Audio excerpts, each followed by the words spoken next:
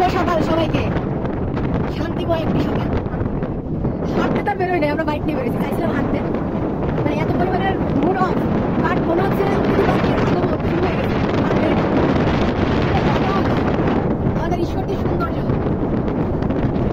আমার সাবেক মহিলা কলেজ, মামিরা মহিলা কলেজ, কলেজে পড়াশোনা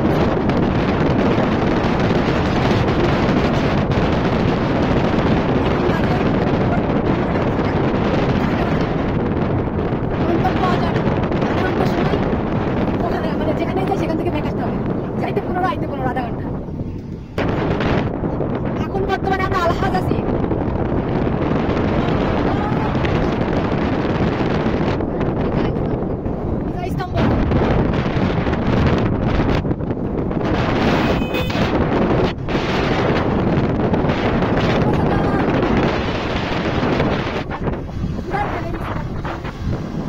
সৌন্দর্য জাতিটাকে মুক্ত করবে আশা করা যায় ইনশাআল্লাহ। পাবনা রোড, অলরেডি আমরা পাবনা রোডে যাচ্ছি। আমাদের পাবনা যাওয়ার মহাসড়ক কত সুন্দর, ঈশ্বরদী থেকে দেখতে পাচ্ছেন সবুজে সমার।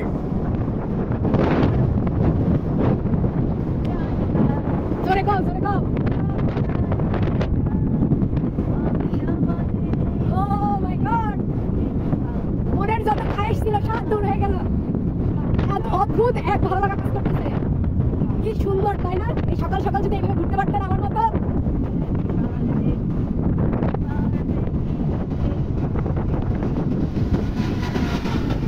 জীবনে যাই আসুক না কেন, যত ঝড় আসুক উপভোগ করতে হবে, তাহলেই জীবন সুন্দর।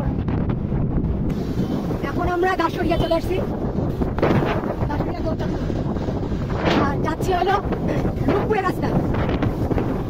বাতাস আস্তে আস্তে বেশি সকাল হয়ে যাচ্ছে, বেরোইছিলাম 6টার সময়, এখন একটু আস্তে আস্তে সকাল হয়ে যাচ্ছে, অনেক বেশি আলো দেখা যাচ্ছে। তখন তো মেঘ ছিল, বাতাস ছিল, তবে এই মানে একটা রিল্যাক্স দরকার ছিল। খুবই ভালো লাগা কাজ করছে। দেখছেন পাখিদের আনাগোনা, শীতের সময় চালু হচ্ছে, বিভিন্ন রকমের পাখি দেখা যাচ্ছে যেগুলো গরমের সময় দেখা যায় না।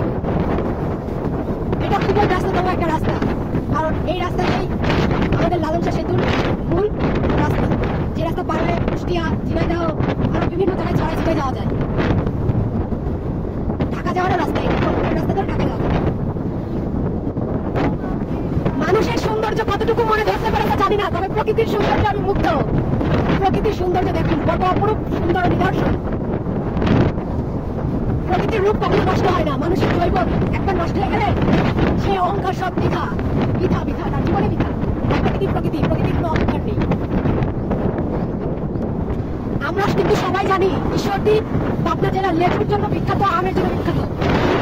লেচুর বাগান ও আমের বাগান